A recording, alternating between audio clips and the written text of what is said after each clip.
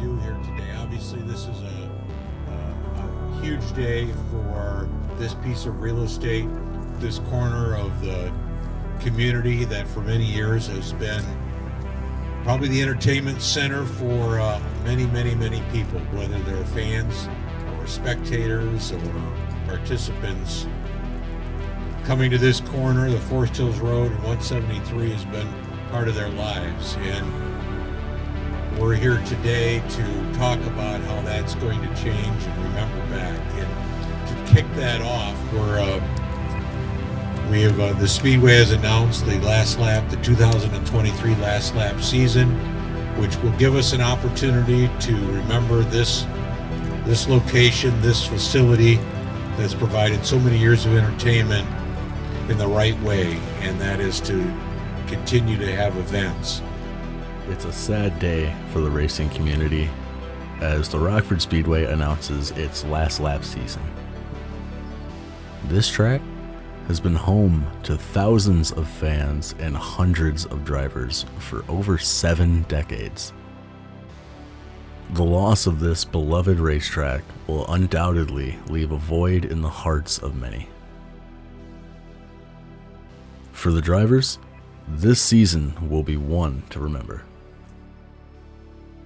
And for the fans, come out and support the Speedway one last time.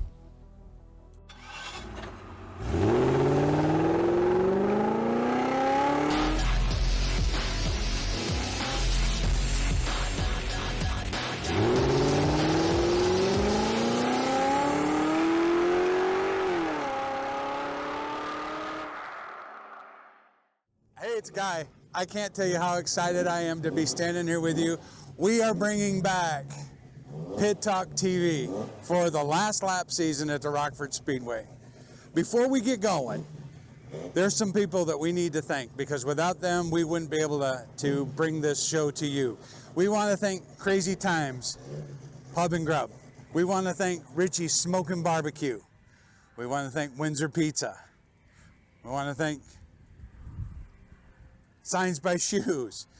There's so many people that help Kyle out with Misfit Productions and the sponsors and stuff, and we want to make sure that we show them our gratitude. Please stop by these establishments and let them know that you've seen PitTalkTV, you heard about it, you heard they were one of our sponsors, and that you wanted to thank them for helping us bring this show to you. So here we are, the last season at the Rockford Speedway. 76 years of running continuous short track racing. Let me show you something that I'm super proud of. Kyle works very hard, day in, day out, in season and out of season. But right there, folks, right there, Misfit Productions.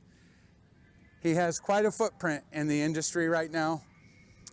And I personally want to thank him for letting me fulfill a dream. I've been personally coming out to this racetrack since I was 9 years old.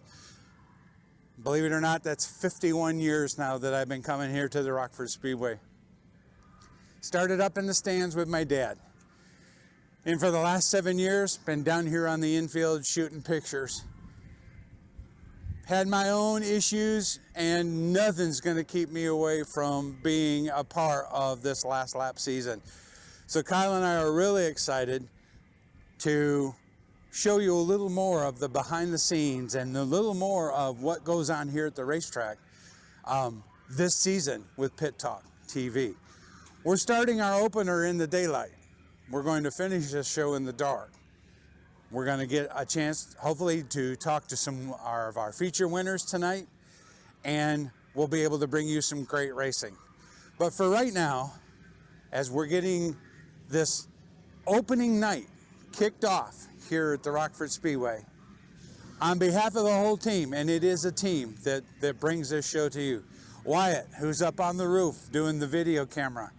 Kyle, who's down on the infield with the drone and the video camera.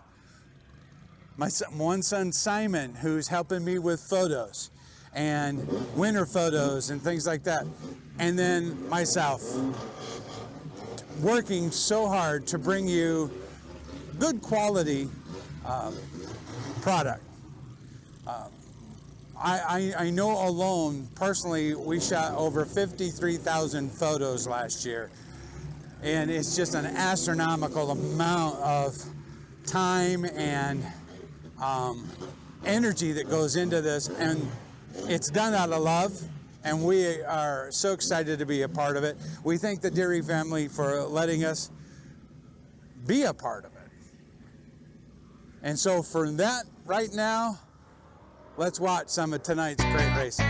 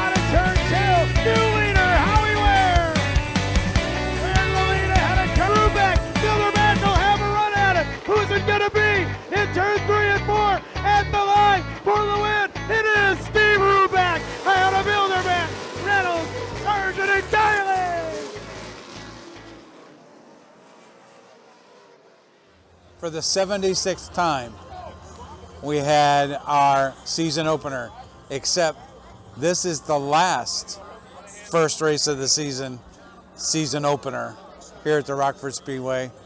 And we're just so tickled to be a part of the Rockford Speedway history, bringing you the good racing, bringing you information, bringing you interviews with the drivers, fans, with behind the scenes. We're going to be bringing you all sorts of stuff this season on PitTalkTV. We had a great night of racing. Good racing, hard racing, clean racing. We chased rain all night long, or it chased us, however you want to look at it. But we were able to get every race in, every lap in, and not have to cut the program at all. So that means the fans are entertained, and we got to see some great racing. Now we're going to take you around the pits in a little bit and talk to some of the drivers and see about how their night went. It's an honor to be standing here tonight. This is Steve Rubeck. Tonight, Steve won the late model feature. And what is kind of funny about this is this afternoon, I was actually watching YouTube videos, and I was watching some stuff from the Freedom Factory. I'm not a huge fan of Cletus McFarland, but he is. Kyle loves it. He's been down to his racetrack a couple of times. And I'm looking at this car, and I went, that's Sparkman's car. Yeah. I know that car. Yep. And then I saw you, and I looked at Kyle, and I said, is that Rubeck? And he goes, yeah. Sure. So tell me about how you guys wound up at Freedom Factory. So George and I go way back to short trackers. I started in '92. I actually started in '91, And then we went and saw George over the winter. He's like, you better build a Mustang. So we built a Mustang. We looked at his car, we copied a few things, we didn't copy a few things, we did a few, we didn't know any better. Mainly started racing here because I was getting in trouble in my hometown. And if I didn't get here, I was probably going to go to jail. So we came here and we started racing. So racing kept you out of jail? Yeah. Okay. So I was a little bit of a hellion. That's the way it was. I'm just used to it. So George kind of pointed me in the right direction. We have the same likeness and mentality, and we have the tendency to fly off the handle quite a bit, just out of the heck of it. But honestly, he can wheel anything, and I'd like to think that I can do the same. So we're kind of a match, and I work on his cars. He's helped me work on mine. Sweet. He asked me to go down to Freedom Factory last year, and I said, what the hell's a Freedom Factory? What the hell's a Cletus McFarland? Because I didn't know. I don't do internet. I don't have internet. I have a phone, which takes up way too much time in the bathroom. So, honestly, he's a hot commodity, that's for sure. He's a great guy. He's a natural wheelman by far. We really didn't do much with the red 5. He wheeled it. He showed everybody up. For the most part, he really did. And the fun part that I have is that when I finally got some time to talk to him alone with no cameras and no people, I could see the worry in his face. Okay. In his eyes. He's like, I'm driving somebody else's car with 30 other 4-banger hot rods. Hey, that's a lot to live up to. Plus he's a promoter. Yeah. Plus he's got all that going on. And man, if the tire doesn't go flat, he's going to be competitive the whole time. So let's circle into here. Tell me about the 61. So how did this come to be? 61 was my dad's number from 1971 to 74. He ran Roadrunners out here, partial. He never ran a full season, had 3 kids, and we lived in Rockford. And then the schools got kind of rough, so we moved out in the middle of the sticks. Okay. Kind of like the Beverly Hillbillies, but backwards. So we ended up living out there, having a Kirkland area, a little farmette, and he quit racing, but it never left me. I mean, I used to run up and down here as a toddler all the way till I was 4, and I remember the little souvenir, actual metal cars. Oh yeah. Remember the go-kart track that used to be out there? Yes. They wouldn't let me go to that. I've been coming here since I was 9, so it's 51 years I've been doing this. Yeah. So tonight's win was a little emotional for you. Yeah. I was standing next to Susie Derry. Yep. She's got tears streaming down her face. And I looked at her and I said, you got to stop that because that kind of stuff spreads. And she points to you and she goes, well, he's doing it. Well. So what was that emotion? I lost my dad last Tuesday. Oh. It's been 5 years. We've been tending to him and my mother. It's been stressful for her, and we knew it was coming. You never know. You think you got more time. You think everything's gonna go. Unfortunately, I've been ill for the last 2 weeks. Pretty much run myself ragged, and I took some cough medicine. I didn't catch the phone call, so I didn't get to say goodbye to him. Okay. All right. They did. They caught it. So. Well. That's tough. It was quite an emotional victory lane for everyone, and now that you've put all the pieces together for us, with your car, you got a lot of people standing here waiting for us to get done. So. Is there anybody you want to thank? You got some sponsors you want to thank? And none of this happens without Kevin Lyons from KME Hardwood, without Keith Selbog from Afton Speed Shop, without my crew, Scott, Allison, James, my nephew Frank, Brad, my niece Melody, Frank's wife Tiff, my brother, his wife, Mike and Michelle, my mother. None of this is possible without See, it's never just one guy out there, is it? No, I mean, my whole crew, they call on me to check on me. Jeff and Tara, John Knaus, 7-time track champion John Knaus, took me under his wing, showed me things. I like to think I've learned a lot from him.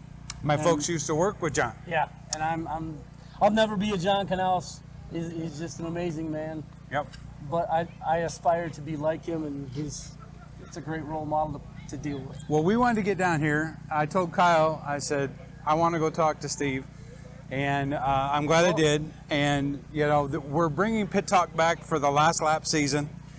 So, to kind of wind this up, now you got a feature win. Are you going to run a full season with us? Unfortunately, I mean, we would love to, don't get me wrong. But we made plans in October with a campground site for the Dells. Okay. But in February, I bought a third car, and this is where the stress has all been about. Okay.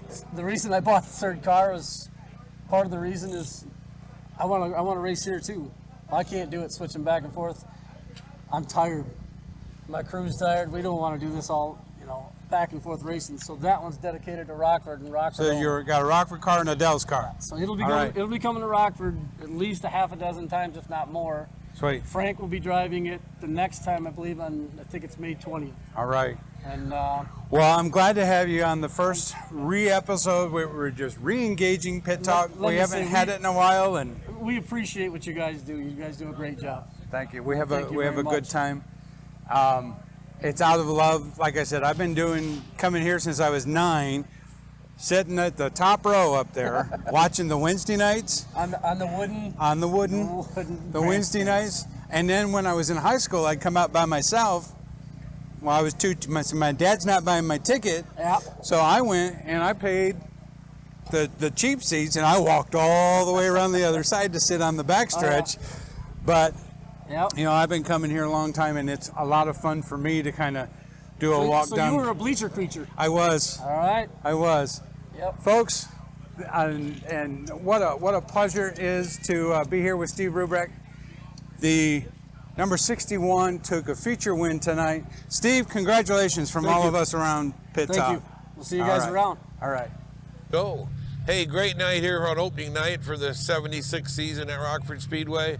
A little bittersweet for a lot of people, but it was a great night. The pits were full. We had a great car count. The people in the stands had a great turnout with this impending weather. The decision all day was run heat races or run the full show. So the whole night I'm thinking, oh, I screwed up. We should have been running features only as the raindrops were falling around us. But other than that, we got the show in, thank God. Outstanding racing, short track racing at its finest right here at Rockford Speedway. That said it all tonight. All the divisions put on a great events. And got to thank all the fans and all these guys and girls behind me, the crews and the drivers and all the sponsors that make this all happen. And we're glad to be here on this, well, I hate to say it, but our first night at Rockford Speedway. But come be part of the fun. You're going to miss a lot if you're not here. Add it to your bucket list. Rockford Speedway. Great show tonight, and we got a whole season planned of better and bigger stuff. So put it on your books. We really wanted to do more tonight, but it's chaos down here in the pits. It's late. It's way past my bedtime. No, really, we have to get home. We got a lot of footage to edit for video. We got a lot of photos to edit and get uploaded. And we have a lot of behind the scenes stuff to do. So we're going to call it a night. And just know that we're going to have more episodes of Pit Talk TV this year. And hope to bring you more drivers and more behind the scenes stuff. So until the next Pit Talk episode, there you have it.